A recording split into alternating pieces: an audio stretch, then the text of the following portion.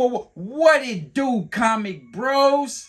It's your boy, Super Duper Turbo Booster.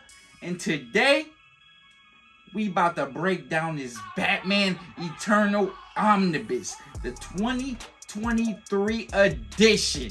A lot of people been waiting for this reprint. Does it pass the test, or is it all hype for the Dark Knight, one of many Batman omnibuses released this year? And yo, in case y'all didn't know, this is written by your boy Scott Snyder and James Tynion, with the team help from Jason Fabok, Dustin Nugent, Tim Silly, Ray Fawkes, Kyle Higgins, John LeMay, Fernando Blanco, Andy Clark, Emmanuel Cimino, and Alvaro Martinez. So, as you can see, we have the awesome cover. I mean, this design on this cover, it just screams Gotham, right? It screams the Dark Knight. It screams Batman. I am Batman. But yo, let me tell y'all, this, look at the spine. Batman standing strong on the spine. I like how big Batman looks on the spine, because most spine designs are very small and focused. But yo, they decided to do something different, and I do think the gamble paid off.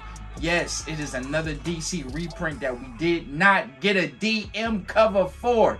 Yo, DC, why keep doing these reprints if you're not gonna give us a different cover?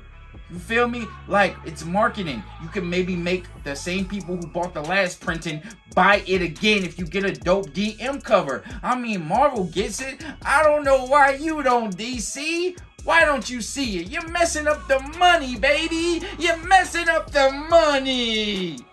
Man. So, yeah, this is the spine. Let's go to the back. Bow. And you see the image of James Gordon.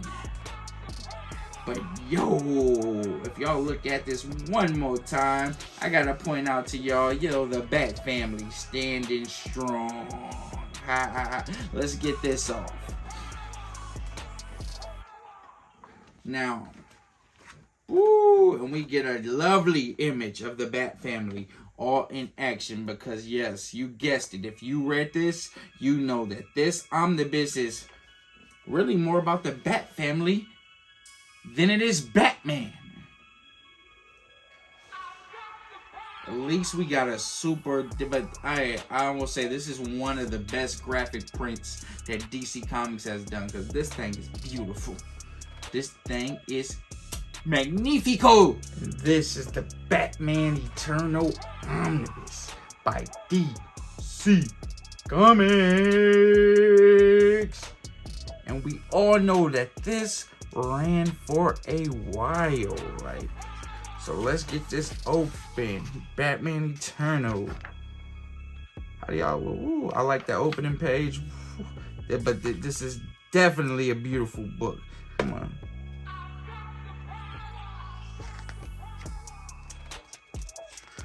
Love that illustration of Penguin. So yeah, Batman Eternal. James Gordon ends up going to jail in this series, y'all. He goes to jail, and Batman works with him to try to prove his innocence. As you can see, that's James in jail right now. But I can tell you this. This is probably one of the most forgettable Batman stories that I've read, y'all. Like, man, I'm telling you. The art is beautiful for the first 6 issues. Like, Jason Fabok nails it. And then after that, the tone of the whole book changes. And it's just so many artists. So many cooks in the kitchen. Too many chiefs and not enough Indians. Man, you know? You know what I'm saying? Like, it really was. It was disappointing, man.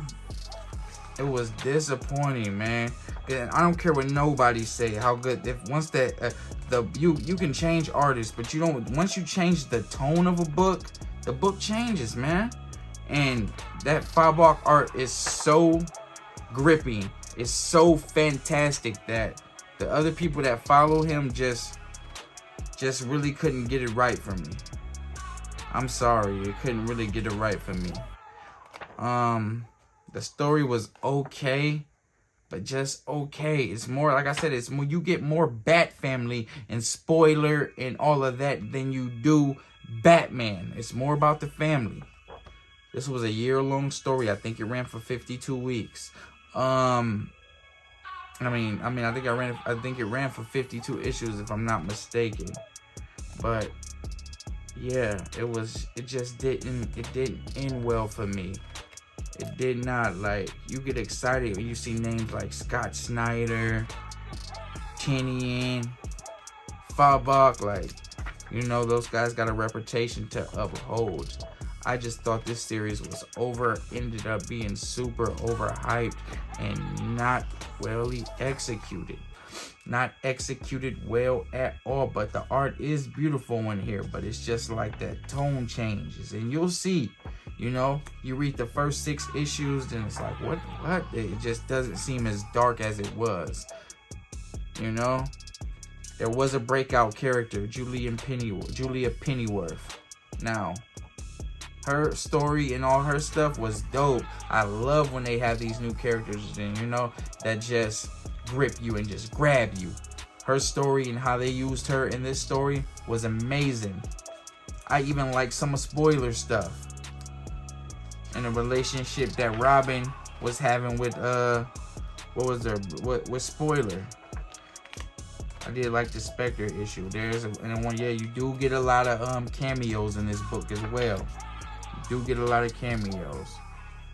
But this is hard. It's just hard for me to recommend because of the tone change.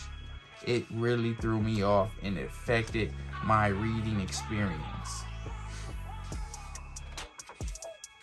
I thought it was going to end way better than how it ended. I didn't like how it ended, you know, but nevertheless, it's in the collection because what are we as collectors, you guys? We are natural born suckers for our heroes, right? We are natural born suckers. But you are definitely going to get some good artwork in here.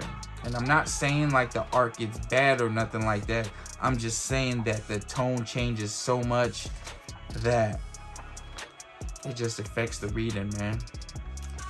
I love what they did with Catwoman in this book, because like they really just made her step into her villainy, step into it heavily. She becomes like a crime mob boss. And I did like what they was going with her story in this. That was a fire thing, man. Like, that was one of my favorite things outside the Julia Pennyworth stuff and the spoiler stuff. And what was her name? Harper's relationship with Red Robin too. I thought that they looked on, but you see how the tone changes? Like this looks more like some wannabe all red stuff, you know, vice versa to, you know, the earlier stuff. This looks way more cartoony. You can't have drastic changes like that during a run. It will definitely throw it off, man. It will definitely throw it off. This omnibus was okay. I give it about a 6 out of 10 for the good art and how it starts. It grips you at the beginning. Like, I'm telling you, for those first 6-7 issues, you will not be able to put this down. And then as they start to play with other stories, it just does not seem like a Batman story to me either. It just doesn't. It feels like it has, and I know it has Batman in it, but it just does not feel like a Batman story.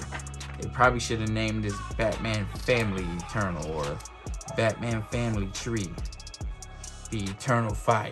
What? Hey, I be having them names, y'all. Y'all know I be having them names, man. Let's see if there's any extras back here for y'all. I'll give y'all some extras. This is a big mommy. This omnibus is a big mommy. Let's see, really no extras back here.